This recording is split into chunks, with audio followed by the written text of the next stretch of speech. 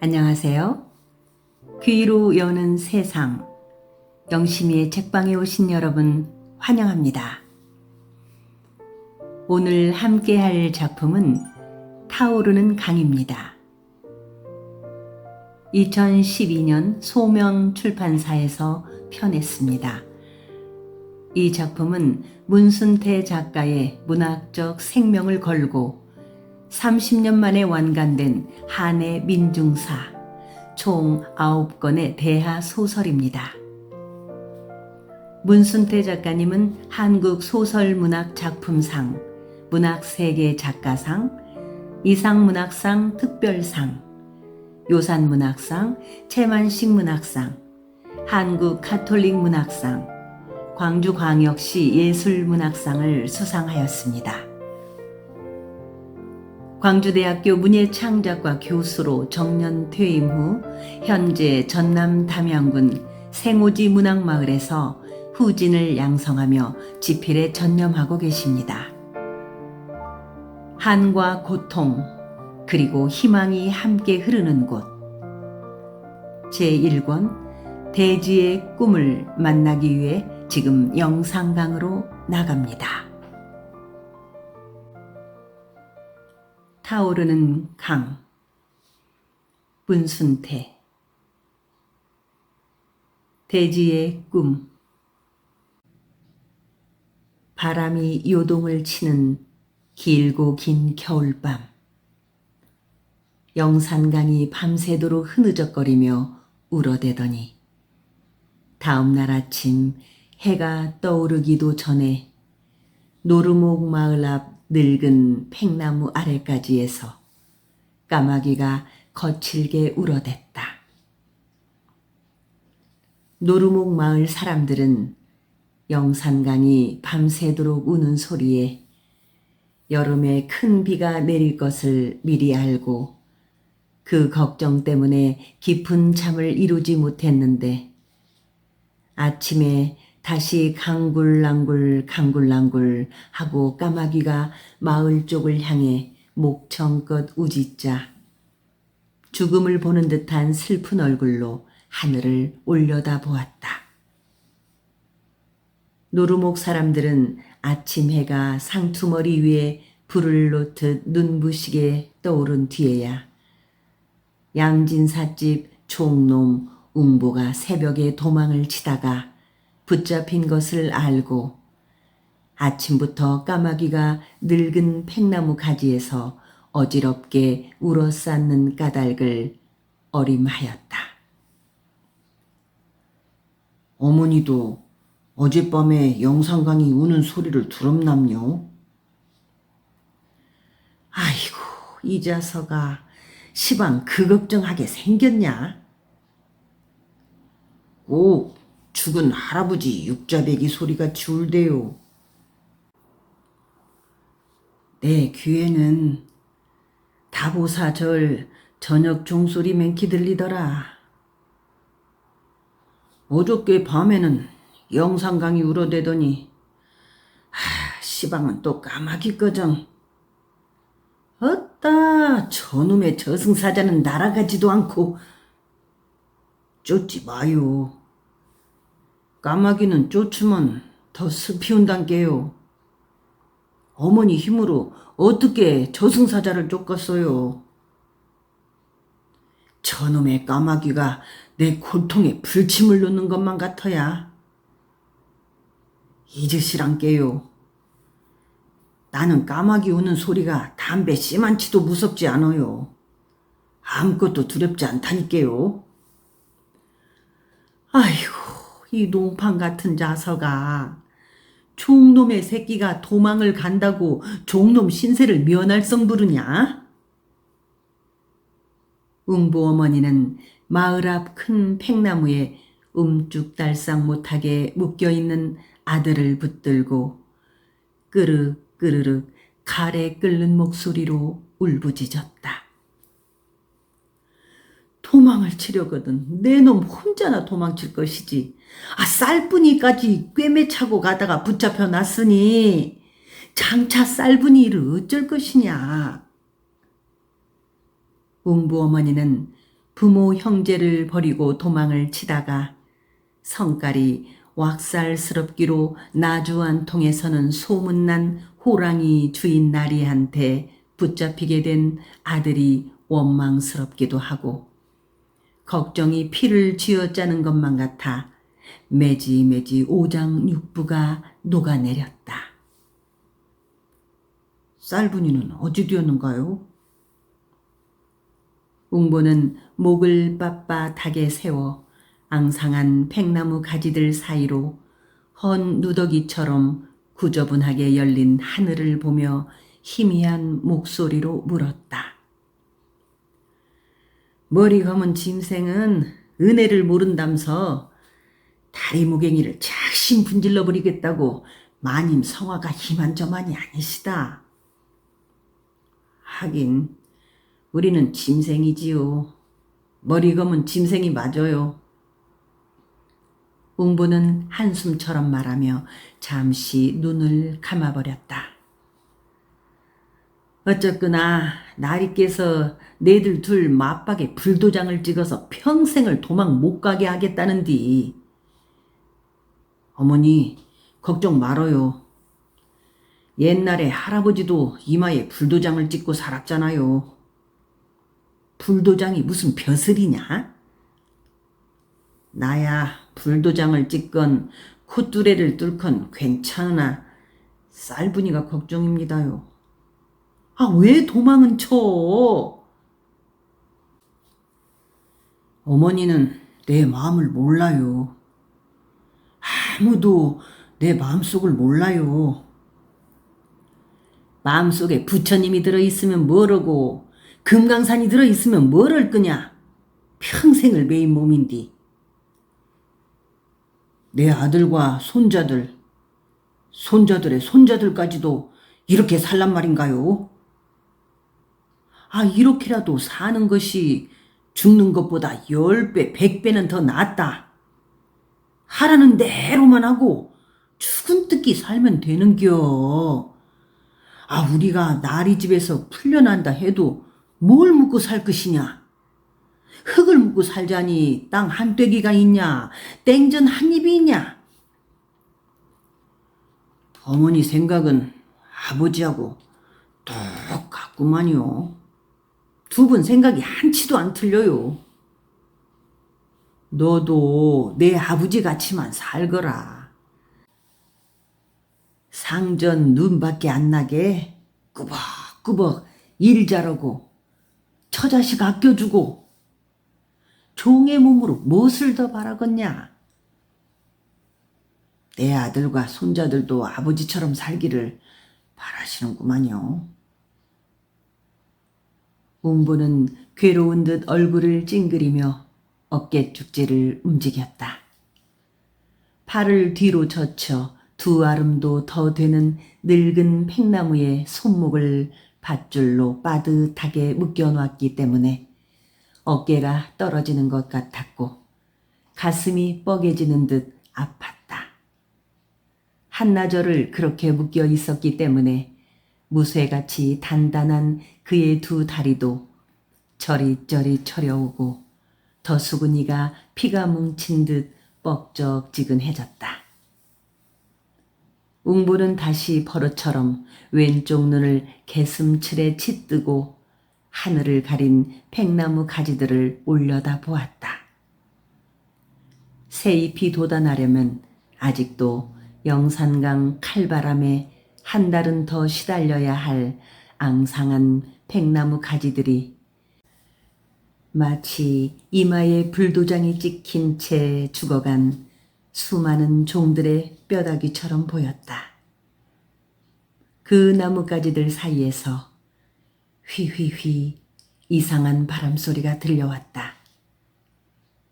웅보는 문득 그 소리가 죽은 종들의 영혼이 울부짖고 있는 것인지도 모른다고 생각했다. 국다랗게 외롭곤 금줄을 세 겹으로 느슨하게 두른 늙은 팽나무에서 해마다 정월 대보름날이면 당산제를 지냈다. 마을에서 징을 제일 잘 치는 웅보는 당산제를 지낼 때마다 공중공중 징채를 휘두르며 마음속 깊숙이 한울림을 외쳐 부르듯이 그의 간절한 소망을 말하곤 하였다. 웅보의 소망은 종에서 풀려나는 것이었다. 단 하루라도 자기 뜻대로 살고 싶었다. 하늘을 나는 새처럼 하늘만큼 넓은 세상을 훌훌 돌아다니며 그가 땀을 쏟을 땅을 찾고 싶었다. 그 땅에 웅보의 집을 짓고 웅보의 씨앗을 뿌리고 웅보의 나무를 심고 상전에 얽매이지 않는 웅보의 자식들을 낳고 싶었다. 그는 지금껏 아무도 모르게 그런 그의 생각을 소중히 실꾸리 감듯 키워왔다.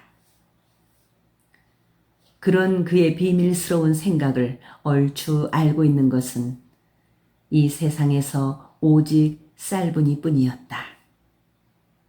부모한테도 그의 생각을 말하지 않았다. 말했다가는 되레 코청을 떼이기 십상이라는 것을 알고 있었기 때문이다. 동생 대부리한테도 말해주지 않았다. 대부리의 생각은 어떻게 해서든지 상전의 눈에 들어 소작들 감농하는 일을 맡을 수 있을까 하는 욕심뿐이었다. 웅보가 쌀분이한테만 속마음을 넌지시 털어놓은 것은 쌀분이가 없으면 그의 비밀스러운 꿈이 단 한 가닥도 이루어질 수가 없다고 믿었기 때문이었다. 처음 웅보가 그의 마음을 귀뜸해 주었을 때 그녀는 마치 죽었다 깨어난 사람을 보기라도 하듯 무섭게 질린 얼굴로 웅보의 얼굴을 찍어보며 미쳤어? 도깨비 연부라는 소리 하지도 말어. 도망을 왜 가? 마님이 곧 우리 둘을 짝지어 주실 건디. 하면서 펄쩍 뛰었다. 쌀분이는 웅보의 마음속 깊은 뜻을 이해하지 못했다. 쌀분이는 5년 전에 영산강을 건너고 산을 하나 넘는 마을에서 마님이 시집 올 때 부모님들과 갈라져 몸종으로 따라왔고 어렸을 때부터 한 집에서 자란 탓으로 마님한테 신임을 받고 있는 터라 웅보의 말을 듣고 선뜻 따라 나설 것 같지가 않았다. 웅보는 그런 그녀를 설득하여 함께 도망을 치기가 어렵다는 것을 알았다. 아예 도망치는 것을 포기해 버리려고까지 했었다. 웅보의 땅, 웅보의 나무, 웅보의 아들딸에 대한 꿈을 버리려고 생각하니 천길, 만길 높은 벼랑에서 떨어져 몸도 마음도 가루가 되어버린 듯 싶었다. 일을 하자니 괜히 뿌질뿌질 우라가 치밀어 만만한 동생 대부리한테 찍자를 부리기가 일쑤였고 상전들 몰래 슬금슬금 밤도둑처럼 다니던 서당에도 가기 싫어졌다. 그러던 얼마 후에 그녀의 마음을 돌릴 수 있는 기회가 왔다. 주인 나리의 여동생이 1년 전에 강을 따라 해가 지는 쪽으로 끝없이 내려가 바다에 이르는 어촌 마을로 시집갈 때 몸종으로 따라갔던 웅보의 누이 동생 두레가 연병으로 죽게 되어 두레 대신에 쌀분이를 보내기로 한 거였다. 그 말을 들은 쌀분이는 걱정이 되어 얼굴이 개똥 참외처럼 노랗게 변했다. 쌀분이는 죽은 두레 대신 가고 싶지가 않았다. 한 번 가면 다시는 돌아오지 못하게 될 것만 같았다. 어쩌면 자신도 두레처럼 연병을 앓아 죽어버릴지도 모른다고 생각했다. 쌀분이는 무엇보다 웅보와 떨어지기가 싫었다. 그리고 웅보네 가족들과도 헤어지고 싶지가 않았다.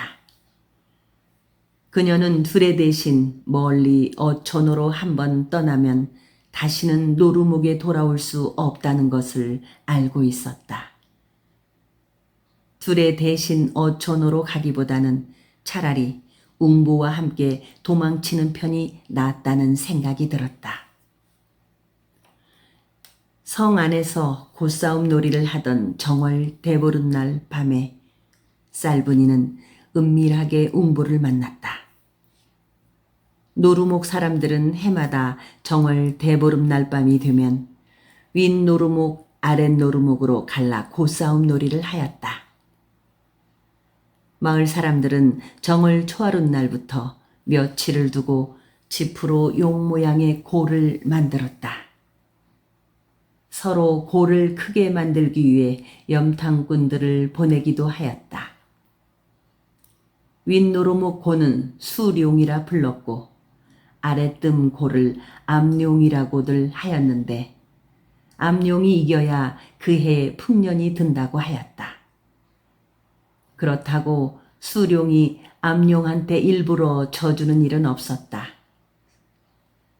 지고 이기는 것은 하늘의 뜻인 만큼 마을 사람들은 사력을 다해 싸워야 했다.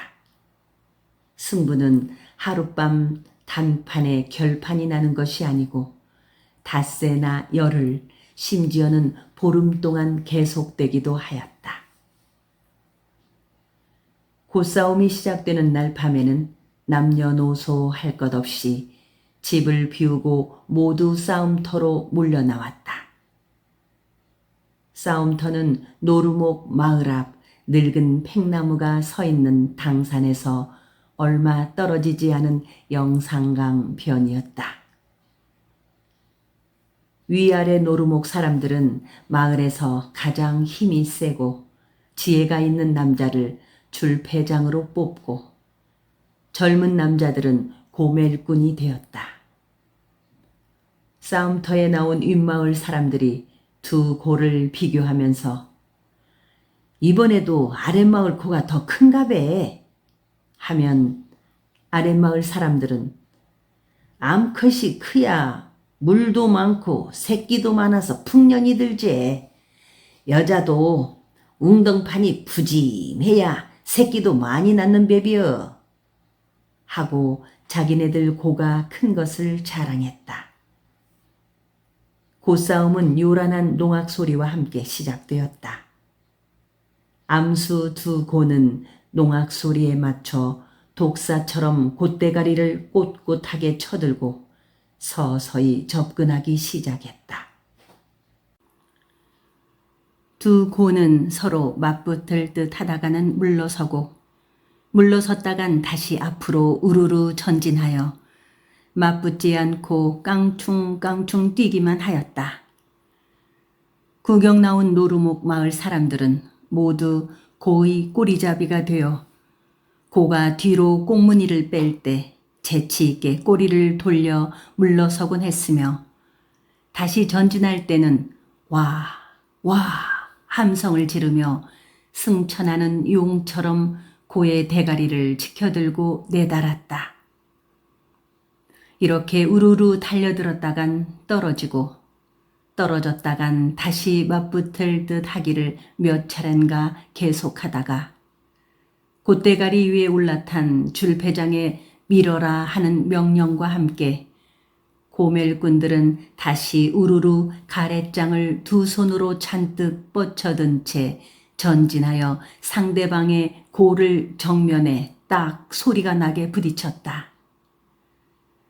정면으로 맞부딪힌 고는 고멜꾼들의 미는 힘 때문에 위로 치솟아 오르고 첫 번째 가래장과 두 번째 가래장은 어느덧 멜꾼들의 손에서 빠져나가 허공에 떠올랐다.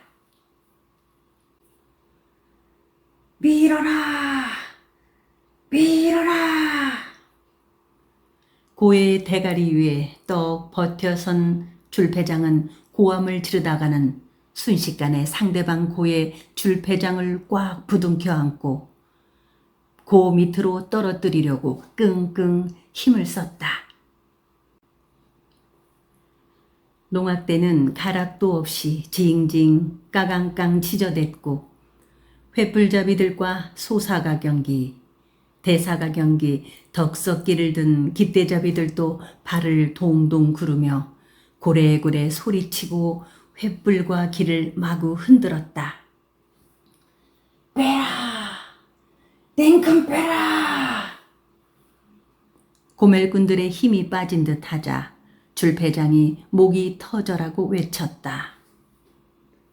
운마을 줄패장을 거꾸로 뜨려라! 곶대가리를 누르고 작사를 내라! 아랫마을 꼬리잡이들이 소리소리 질렀다. 암수 고멜꾼들도 꼬리잡이들도 농악대들까지도 힘이 빠져 지치자 논바닥에 털썩 주저앉았다. 모두들 흠씬 땀벌창이 되어 잠시 쉬었다. 끝나고 돌아갈 때 나 좀 만나더라고. 고멜꾼들이 잠시 쉬는 사이 꼬리잡이로 달라붙어 있던 쌀분이가 웅보 옆으로 와서 옆에 사람 눈치 못 채게 옆구리를 찌르며 속삭이듯 말하고는 아낙네들 쪽으로 뛰어갔다. 잠시 후에 고싸움은 다시 시작되었다. 깃대잡이들이 길을 흔들고 농악대가 울리기 시작하자 고멜꾼들은 손바닥에 침을 뱉으며 일어섰다. 사어 뒤어 뒤어 이미 홀로 누웠더냐 어느 부자가 품었던가 사어 뒤어 뒤어 임에게는 사생 판단을 하는구나 사어 뒤어 뒤어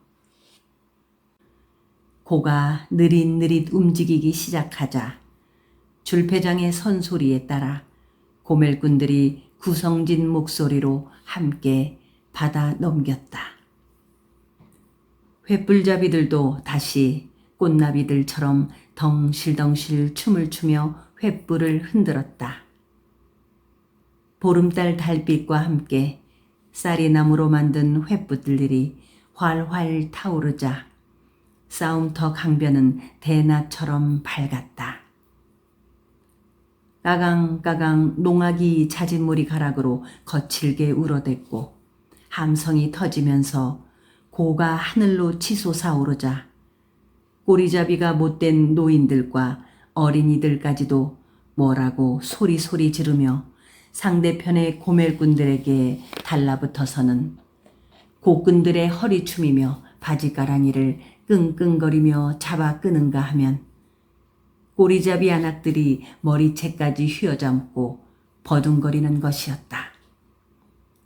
재치 있는 고끈들은 미리 머리수건에 바늘을 꽂아두었기 때문에 그런 그들의 머리끄덩이를 잡아당기던 꼬리잡이들은 아이쿠 아이쿠 비명을 지르며 길길이 뛰었다.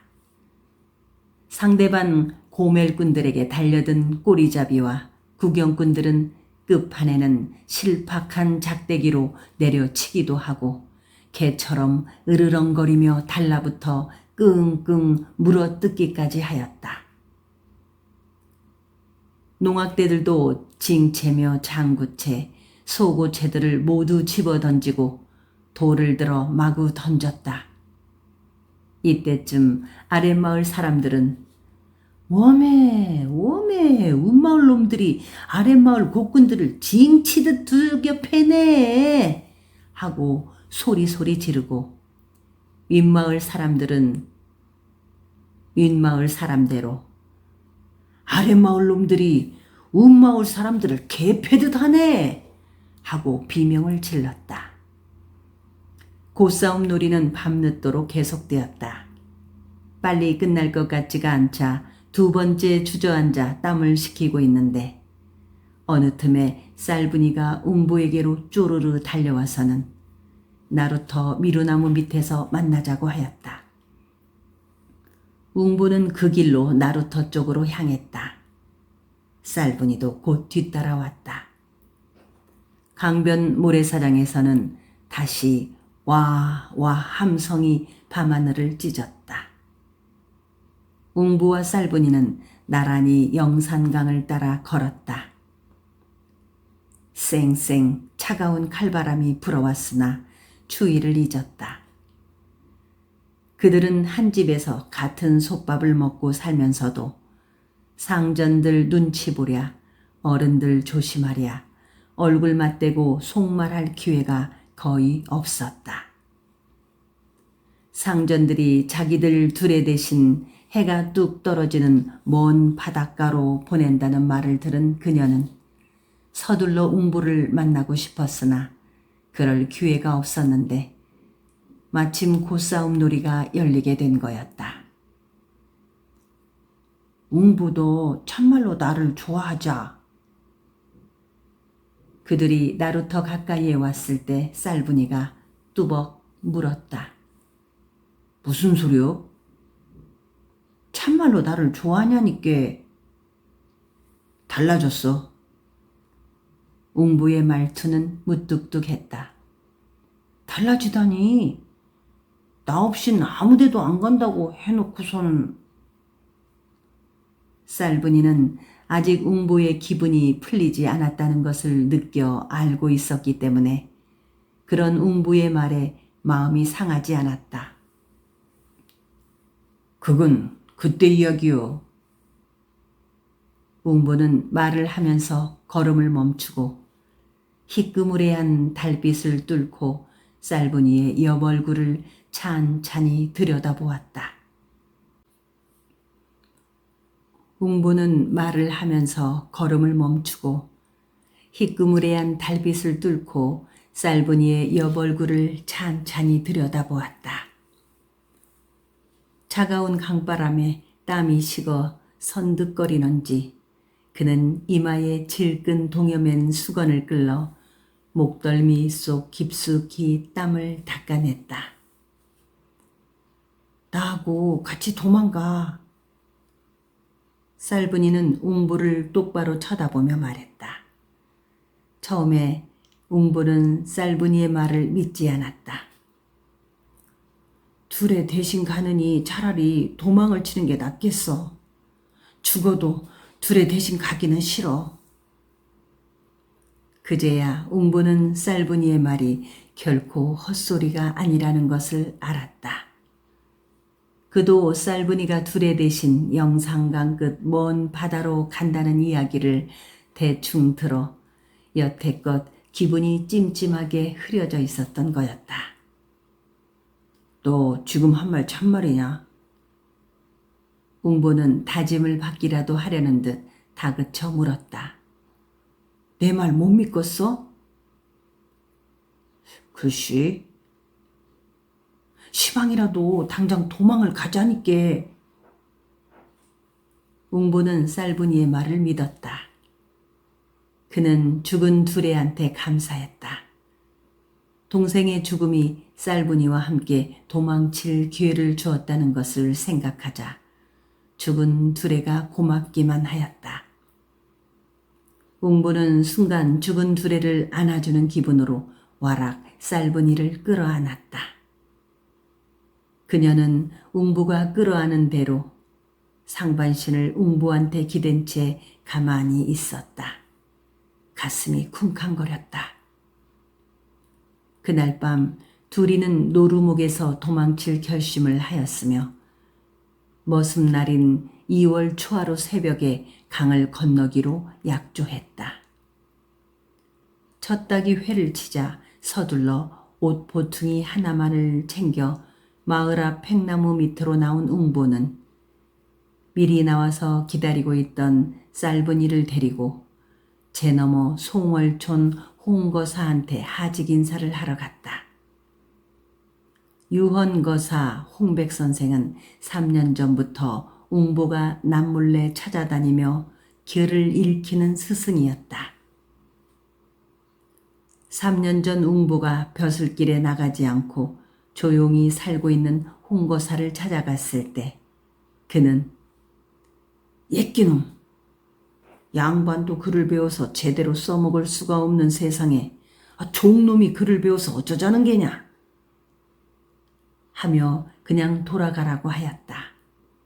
그러나 웅보는 대돌 아래 머리를 조아리며 돌아서지 않았다.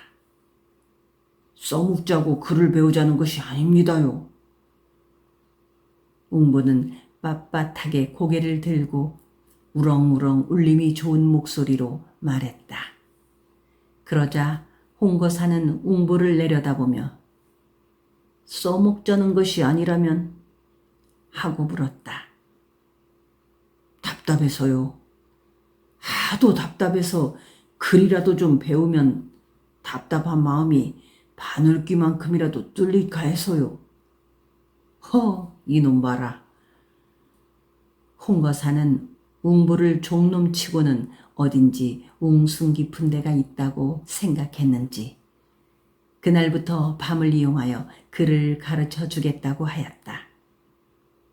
비록 늦게 배우는 글이긴 했지만 또박또박 극성스럽게 익힌 보람으로 해가 지나자 제법 눈이 열리고 귀가 트여 하는 말마다 홍거사를 깜짝깜짝 놀라게 하였다. 홍거사는 그런 웅보를 마음속으로 은근히 미더워하였다. 홍거사는 늘 언제고 반상 구별이 없어질 때가 올 것이다. 그때가 되면 너도 내 뜻을 펼 수가 있으리라. 매사를 다급하게 생각하지 말고 우선 도량을 넓혀야 하느니라. 지금같이 어지러운 세상에 나간다는 것은 화약을 지고 불 속으로 뛰어드는 것이나 진배가 없느니라. 하고 말해 주었다. 그때마다 웅보는 스승님, 저는 반상의 구별이 없어지는 때가 온다고 해도 세상에 나가고 싶은 욕심은 없습니다요. 저는 그저 마음 편히 땅이나 파고 살 생각입니다요. 소원이 있다면 제 땅을 갖고 제 뜻대로 사는 것뿐입니다요. 할 뿐이었다. 그는 스승 홍거사를 통해서 조금씩 세상을 알게 되었으며 세상과 하늘의 이치를 봉사 문고리 짐작으로 어림하면서부터 자신의 마음도 조금씩 열려가고 있음을 알 수 있었다. 허나 그가 자신의 마음이 조금씩 트이어 옴을 알면서부터는 견딜 수 없는 고뇌도 있었다. 그는 가끔 삼라만상의 큰 이치를 얼추 어림하는 기쁨보다는 슬픔이 더 컸다. 실은 웅보가 노루목에서 도망쳐 자기 땅을 갖고 자기 뜻대로 살고 싶은 생각을 하게 된 것은 스승인 홍거사의 영향 때문이었다. 그렇기에 그는 새로운 세상을 찾아가는 것을 홍거사한테만큼은 알려주고 싶었던 거였다. 웅보, 너는 기량과 지혜가 있으니 잘 살 수 있을 게다. 서두르지 말고 선하게 살면 하늘이 도와줄 것이니라. 홍거사는 쌀분이와 함께 옷 보퉁이 하나만을 들고 추운 날씨에 새 터전을 찾아 주인 몰래 집을 나섰다는 웅보의 말을 듣고 걱정이 되는지 긴 한숨을 토해냈다. 그러면서 홍거사는 부인을 시켜 헌 이불이며 돌솥, 며칠 동안 끓여 먹을 곡식자루를 내주었다. 웅보는 눈물로 고마움을 표시하고 서둘러 광나루로 향했다. 날이 밝기 전에 영산강을 건너자면 서둘러야만 했다. 그들이 광나루 나루터에 도착했을 때는 어느덧 희번하게 동이 터오고 있었다. 나루터에 도착한 그들은 사공이 나올 때까지 떨고 기다렸다. 그들은 차가운 영산강물을 훑고 올라온 칼바람보다는 잡히면 어떡할까 하는 두려움에 더 떨었다. 나루터 언덕 소나무 가지에 걸려있던 마지막 어둠의 그림자가 거뭇거뭇 벗겨지고 동쪽 하늘이 희불그레 밝아오기 시작해서야 늑수그레한 사공이 큼큼 헛기침을 토해 미명을 쫓으며 나타나자 그들은 얼어붙었던 몸과 마음이 확 풀려버린 듯 싶었다. 광나루 사공은 그들을 알아보지 못했다. 눈을 피하기 위해 노루목에서 강을 건너지 않고 산을 하나 넘어 나루까지 오기를 잘했다고 생각했다. 늙은 사공은 웅보한테 노상하는 대로 두어 마디 말을 붙이고는 노를 젓기 시작했다. 사공은 노를 젓다 말고 버릇처럼 손바닥으로 푸석푸석한 얼굴을 힘주어 문지르곤 하였다. 그런데 나룻배가 점점 강심으로 접근하려고 할 때 나루터 저쪽에서 웬 사내가 목청이 찢어지는 듯한 목소리로 사공을 불렀다. 나루터에는 두 남자가 서 있었는데 하나는 갓을 쓰고 도포를 입은 양반 행색이었고 목청껏 사공을 부르며 손짓을 하고 있는 젊은이는 도포자락을 날리며 뒷짐지고 점잖게 서 있는 양반의 하인인 듯 싶었다. 늙은 사공은 광나루를 향해 백기를 돌렸다. 웅보가 자기들 먼저 강을 건네주고 가면 될 것이 아니냐며 그냥 갈 것을 종용해 보았으나 듣지를 않았다. 사공은 웅보 따위보다 나루에 떡 버티고 서 있는 도포자락이 무서운 것이었다. 배를 나루턱에 댄 늙은 사공은 도포자락을 향해 허리가 휘도록 굽실거리더니 웅보와 쌀분이를 당장 내리라고 하였다. 양반을 먼저 건네주고 나서 태우겠다는 거였다.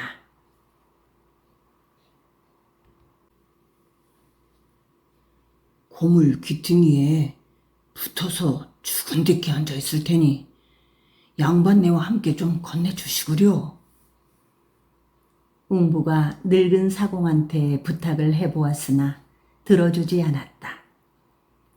웅보가 지싯지싯 나룻배에서 내리려고 하지 않자 늙은 사공은 그들을 강물 속에 밀어 넣을 기세로 달려들어 어깨를 떠밀었다.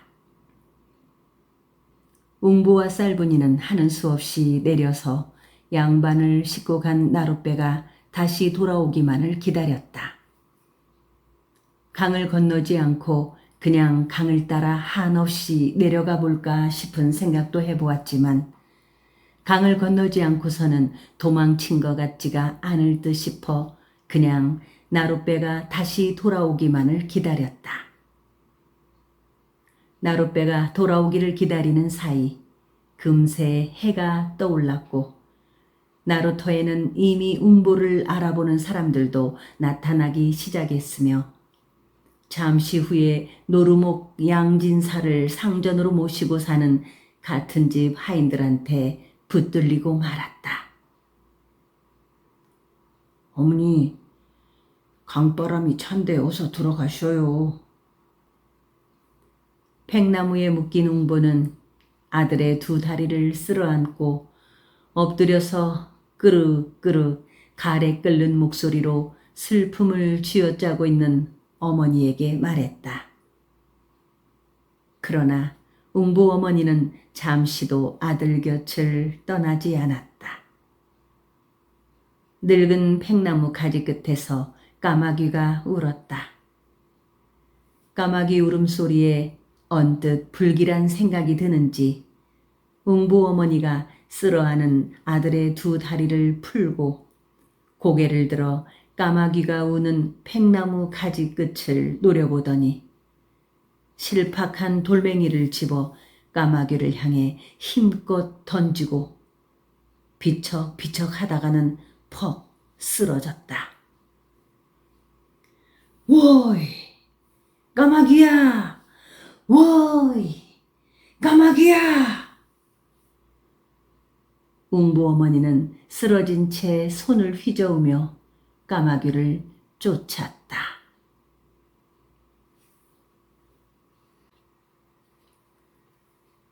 웅보 동생 대부리는 형이 쌀분이와 함께 도망을 치다가 붙잡혔다는 것도 모르고 아침 일찍 밭골로 보수새를 받으러 갔다. 지기를 청울치미투리로 죄 없는 땅을 툭툭 차며 보수새를 받으러 가는 대부리는 잔뜩 심통이 나 있었다. 다른 종들은 머슴날이라고 하여 뼈가 무르도록 느슨하게 늦잠을 퍼자고 상전이 내린 술과 떡을 배불리 먹고 꽁그랑꽁 꽁그랑꽁 농악을 치며 노래와 춤으로 하루를 오달지게 즐길 판에 보수새를 받아오라니 심통이 머리 끝까지 치밀어 오를 수밖에 없었다. 그는 헌칠하게 키가 큰 형에 비해 작달마 가긴 해도 두 어깨가 떡 벌어져 힘께나 써 보였다. 대부리는 쌩쌩 불어오는 영산강 칼바람을 맞바라기로 받으며 고드름이 된 손을 입에 대고 입김을 불어 녹이며 논을 가로질러 뛰었다. 드센 바람에 헉헉 숨이 막혀 뒷걸음질로 뛰기로 하였다. 금성산에 쌓인 눈을 와르르 허물어 버릴 것처럼 강바람이 거칠게 휘몰아쳤다. 그는 벌써 여러 차례 밭골로 보수새를 받으러 개발의 땀교에 뛰어다녔으나 갈 때마다 허탕을 치고 돌아오곤 하였다. 당장 보수새를 내놓지 않으면 그의 주인 양진사한테 일러 바쳐 치도곤을 먹이겠다고 땅땅 으르며 큰 소리를 치는 것이었으나 그때마다 밭골 사람들은 종이 종을 부리면 식칼로 형문을 친다더니 요런 불쌍놈 보게나. 아, 우리가 언제 본물로 농사를 지었는데 물세를 내란 말이여? 하면서 되레 대부리를 쥐어박듯 나무랐다. 대부리의 상전 양진사는 벼슬아치의 빌부터 밭골 보를 점이후 인근 농민들로부터 매년 물세를 받아냈다. 작년 심한 가뭄으로 농사를 망친 농민들이 보수세를 내지 못하여 지금껏 밀쳐왔다. 양진사의 성화가 불붙듯 하였으나 대부리는 차마 밭골 사람들이 물세를 내지 못하겠다고 하더라는 말을 상전한테 전하지 못했다. 밭골에 당도한 대부리는 징검다리를 건너 나이가 어금지금한 아이들이 추위도 모르고 연날리기를 하고 있는 것을 보고 그들 곁으로 가까이 갔다. 그는 쌕쌕 가쁜 숨을 몰아쉬며 밭골 아이들이 옹기종기 모여 얼레를 돌려가며 자위질을 하고 있는 앙상한 찔레나무들이 거미줄처럼 덩굴져 뒤엉킨 조그만 둔덕으로 올라갔다.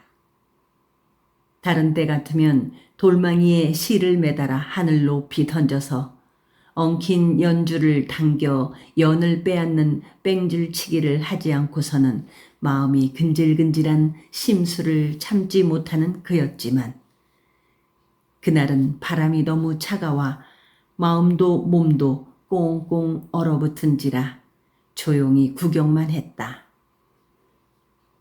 불알 큰 놈 왔구나. 가래 연줄을 추적거리던 그들 또래 중에서 제일 나이가 많아 보이는 한 아이가 대부리를 향해 눈을 희뜩거리며 비아냥거렸다.